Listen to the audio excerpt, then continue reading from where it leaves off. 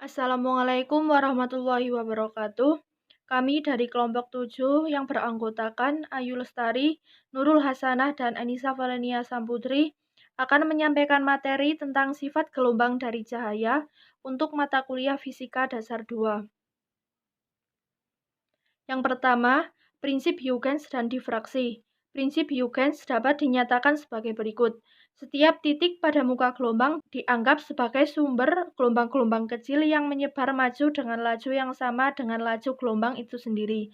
Maka gelombang yang baru merupakan sampul dari semua gelombang-gelombang kecil tersebut, yaitu garis singgung dari gelombang tersebut. Contoh gelombang yang ditimbulkan oleh batu yang dijatuhkan ke air. Prinsip Huygens bisa dipakai untuk menerangkan terjadinya difraksi cahaya pada celah kecil. Pada saat melewati celah kecil, gelombang tidak mengalir lurus saja, tetapi menyebar. Kemudian, prinsip Huygens dan hukum pembiasan. Pembiasan cahaya adalah pembelokan arah rambat cahaya yang terjadi karena cahaya melewati batas medium yang berbeda indeks biasnya. Refraksi terjadi karena adanya dua medium yang berbeda yang pastinya memiliki indeks bias yang berbeda pula. Misalnya, udara dengan kaca. Tahapan refraksi dapat diilustrasikan dengan menganggap gelombang datang dapat digambarkan berjarak lambda satu dengan yang lainnya. Dengan lambda adalah panjang gelombang diukur dalam medium 1. Misalkan laju cahaya dalam udara V1 dan dalam kaca V2 atau V2 kurang dari V1, istilah yang digunakan dalam pembiasan cahaya. Hukum pembiasan Snell dapat diperoleh dari prinsip Huygens jika diketahui bahwa laju cahaya V pada medium manapun berhubungan dengan laju di ruang hampa C dan indeks bias N, yaitu V sama dengan C per N. Kita dapatkan persamaannya sin theta 1 dibagi sin theta 2 sama dengan V1 dibagi V2.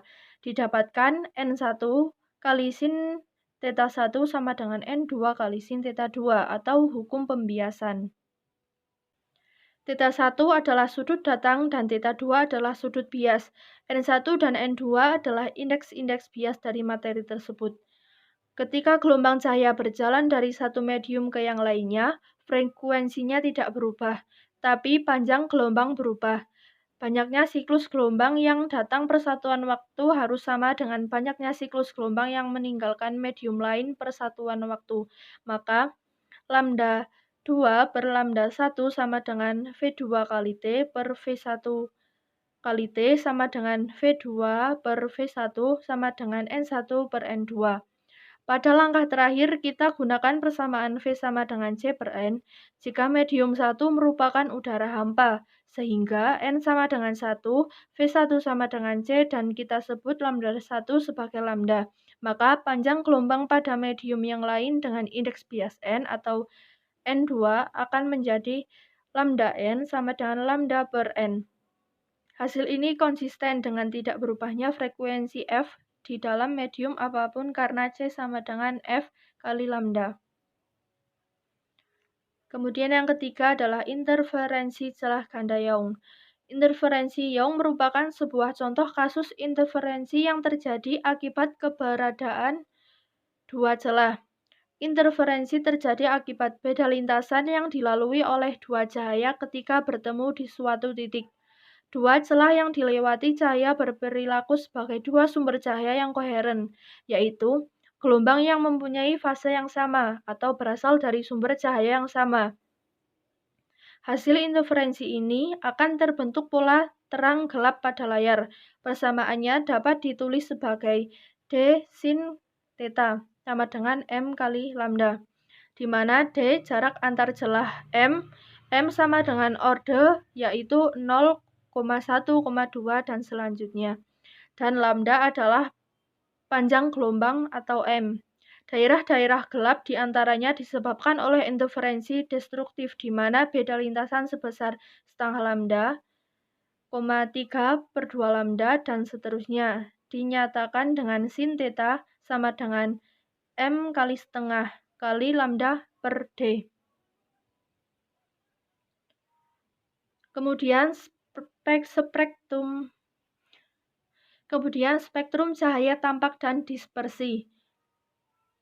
Cahaya tambak yaitu cahaya yang sensitif bagi mata kita, memiliki frekuensi dari 4 kali 10 pangkat 14 Hz sampai 7,5 kali 10 pangkat 14 Hz, sesuai dengan panjang gelombang di udara pada kisaran 400 nm sampai 750 nm. Cahaya dengan panjang gelombang lebih pendek dari 400 nm disebut ultraviolet, dan cahaya dengan panjang gelombang lebih dari 750 nm disebut inframerah. Sebuah prisma dapat memisahkan cahaya putih menjadi pelangi warna. Hal ini terjadi karena indeks bias zat bergantung pada panjang gelombang. Penguraian cahaya putih menjadi spektrum warna ini disebut dispersi.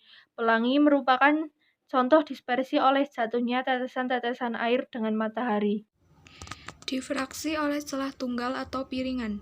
Difraksi merupakan fenomena penyebaran gelombang elektromagnetik yang muncul ketika gelombang tersebut melewati sebuah celah sempit. Penyebaran ini dapat dijelaskan oleh prinsip Huygens yang mengatakan bahwa setiap bagian dari celah dapat dianggap sebagai sumber cahaya yang dapat berinterferensi dengan cahaya dari bagian celah yang lain.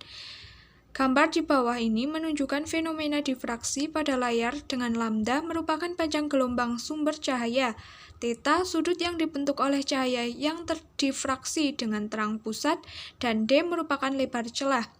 Gambar di atas merupakan proses difraksi cahaya ketika melewati celah tunggal. Ketika cahaya difraksi bergabung, maka ia akan menghasilkan pola terang atau gelap yang dihasilkan dari interferensi gelombang. Untuk interaksi minimum akan menghasilkan pola gelap dengan formulasi D sin theta sama dengan M dikali lambda, dengan M merupakan urutan pita gelap. Jika sudut theta memiliki nilai yang kecil, maka rumus di atas akan menjadi D dikali P per L sama dengan M kali lambda. P adalah jarak antara pita gelap terdekat dan L merupakan jarak antara celah ke layar. Kemudian kisi difraksi. Kisi difraksi merupakan piranti untuk menghasilkan spektrum dengan menggunakan difraksi dan interferensi yang tersusun oleh celah sejajar dalam jumlah sangat banyak dan memiliki jarak yang sama, atau biasanya dalam orde 1000 per milimeter. Dengan menggunakan banyak celah, garis-garis terang dan gelap yang dihasilkan pada layar menjadi lebih tajam. Bila banyaknya garis atau celah persatuan panjang, misalnya cm adalah N, maka ketetapan kisi D adalah D sama dengan 1 per N. Bila cahaya dilewatkan pada kisi dan diarahkan ke layar, maka pada layar akan terjadi hal-hal berikut ini. 1. Garis terang atau maksimum bila D sin theta sama dengan N dikali lambda, di mana N sama dengan 0, 1, 2, dan seterusnya. Yang kedua, garis gelap atau minimum bila D sin theta sama dengan N min setengah lambda, di mana N sama dengan 1, 2, 3, dan seterusnya. Kemampuan lensa untuk membebaskan bayangan dari dua titik benda yang sangat dekat disebut resolusi lensa. Jika dua titik benda sangat dekat, maka pola difraksi bayangan yang terbentuk akan tumpang tindih. Kriteria Rayleigh menyatakan bahwa dua bayangan dapat diuraikan jika pusat piringan difraksi salah satunya persis di atas minimum pertama pola difraksi yang lainnya. Ukuran kemampuan alat optik untuk membentuk bayangan terpisahkan dari benda-benda rapat atau untuk memisahkan panjang gelombang radiasi yang rapat disebut daya urai. Kemudian spektrometer dan spektroskopi. Spektrometer atau spektroskop adalah alat untuk mengukur panjang gelombang secara akurat menggunakan kisi difraksi atau prisma untuk memisahkan panjang gelombang cahaya yang berbeda. Cahaya dari sumber melewati celah sempit S pada kolimator, celah benda pada titik fokus lensa L, sehingga cahaya sejajar jatuh pada kisi. Teleskop yang dapat digerakkan dapat memfokuskan berkas-berkas cahaya. Tidak ada yang akan terlihat pada teleskop kecuali ia berada pada sudut theta yang sesuai dengan puncak difraksi, atau biasanya digunakan orde pertama dari panjang gelombang yang dipancarkan oleh sumber. Sudut theta dapat diukur dengan sampai ketetapan tinggi sehingga panjang gelombang sebuah garis dapat ditentukan sampai ketetapan tinggi dengan menggunakan lambda sama dengan D per M sin theta, di mana M merupakan bilangan bulat yang mempresentasikan orde, dan D adalah jarak antar celah. Garis terang pada spektrometer yang berhubungan dengan setiap panjang gelombang sebenarnya merupakan bayangan celah S. Makin sempit celah, makin sempit tapi makin redup garis tersebut, dan makin tepat untuk mengukur angulernya. Jika cahaya terdiri dari kisaran atau interval panjang gelombang yang kontinu, maka spektrum kontinu juga terlihat pada spektroskop. Spektrometer menggunakan kisi transmisi. Pada beberapa spektrometer digunakan kisi pantulan dan kadang-kadang prisma. Prisma berfungsi berdasarkan dispersi, pembelokan atau penguraian cahaya dengan panjang gelombang berada ke sudut yang berbeda pula. Prisma bukan alat yang linier dan perlu dikalibrasi karena lambda tidak sebanding dengan sin theta. Kegunaan penting dari spektrometer adalah untuk mengidentifikasi atom atau molekul. Ketika gas dipaksakan atau arus listrik yang besar melewatinya, gas tersebut memancarkan spektrum garis karakteristik, sedangkan spektroskopi sangat berguna untuk menentukan ada tidaknya jenis-jenis molekul tertentu pada spesimen laboratorium di mana akan sulit melakukan analisis kimia. Sebagai contoh, DNA biologis dan jenis-jenis protein yang berbeda menyerap cahaya pada daerah-daerah tertentu dari spektrum atau seperti UV. Interferensi lapisan tipis. Cahaya yang dipantulkan dari dalam gelembung harus bergerak lebih jauh daripada cahaya yang dipantulkan dari luar atau permukaan gelembung. Kondisi seperti ini saling mengganggu dan memperkuat cahaya putih, sehingga terbentuk warna-warna indah seperti pelangi yang berputar-putar. Sebenarnya, munculnya warna pelangi ini juga terjadi karena adanya difraksi yang menyebabkan cahaya polikromatik. Cahaya polikromatik itu masuk ke medium yang berbeda, panjang gelombangnya, dan mengalami indeks refraksi atau pembiasan yang berbeda-beda juga. Alhasil, sudut pembelokannya juga berbeda sehingga muncul warna pelangi. Tapi di sisi lain, warna-warna ini menampilkan pola terang dan gelap karena adanya beda panjang lintasan dari berkas gelombang cahaya. Kita bisa lihat dari gambar di atas, sinar jatuh di selaput tipis dengan tebal D, di lapisan atas cahaya dipantulkan dan sebagian dibiaskan, kemudian dipantulkan lagi oleh lapisan bawah. Sinar di lintasan atas dan bawah saling berinterferensi tergantung selisih jarak lintasan. Kita juga bisa mengenal lebih dalam fakta menarik tentang interferensi di lapisan tipis ini. Jadi, gelombang yang merambat dari indeks bias atau N1 ke N2 mengalami perubahan fase 180 derajat saat N2 lebih dari N1 dan tidak ada perubahan fase jika N2 kurang dari N1. Karena perubahan fase interferensi konstruktif terjadi jika kedua sinar S1 dan S2 menghasilkan beda lintasan atau 2ND cos R yang sama dengan kelipatan bulat dari setengah panjang gelombang atau lambda. Sementara itu, interferensi bersifat destruktif terjadi jika hasil lintasan kedua sinar sama dengan kelipatan bulat dari panjang gelombang lambda. Rumus interferensi cahaya pada lapisan tipis. 1. Interferensi konstruktif. 2 ND cos R sama dengan M plus setengah lambda, dengan M bernilai 0, 1, 2. Interferensi destruktif. 2 ND cos R sama dengan M dikali lambda, dengan M sama dengan 1, 2, 3. Keterangan indeks. N sama dengan indeks bias tipis, D tebal lapisan tipis, R sudut bias, M orde interferensi dengan nilai 0, 1, 2, kemudian panjang lambda sama dengan panjang gelombang. Interferometer Michelson. Setengah berkas yang lain dapat dipantulkan oleh MS ke cermin M1 yang bisa digerakkan oleh skrup, di mana berkas ini juga dipantulkan kembali. Pada saat kembali, sebagian berkas M1 melewati MS dan mencapai sensor atau mata. Begitu juga sebagian berkas 2. Pada saat kembali dipantulkan oleh MS ke mata, jika panjang kedua lintasan sama, kedua berkas koheren yang memasuki mata akan berintervensi konstruktif sama. Kedua berkas koheren yang memasuki mata akan berinterferensi konstruktif dan akan terlihat terang. Jika cermin yang dapat digerakkan sejauh lambda per 4, satu berkas akan menempuh jarak ekstra yang sama dengan lambda per 2, karena bergerak mundur maju sepanjang jarak lambda per 4.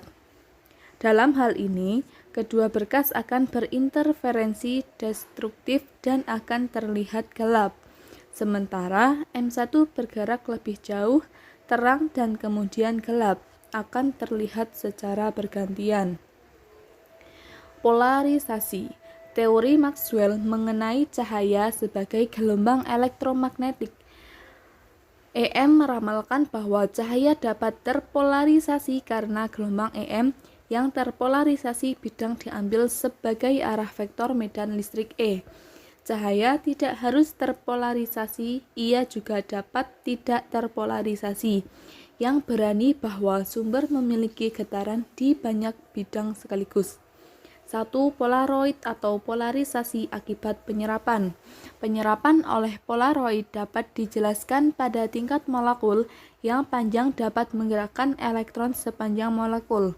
Intensitas berkas terpolarisasi bidang yang ditransmisikan oleh polarisator sebanding dengan EO cos 8 dipangkatkan 2.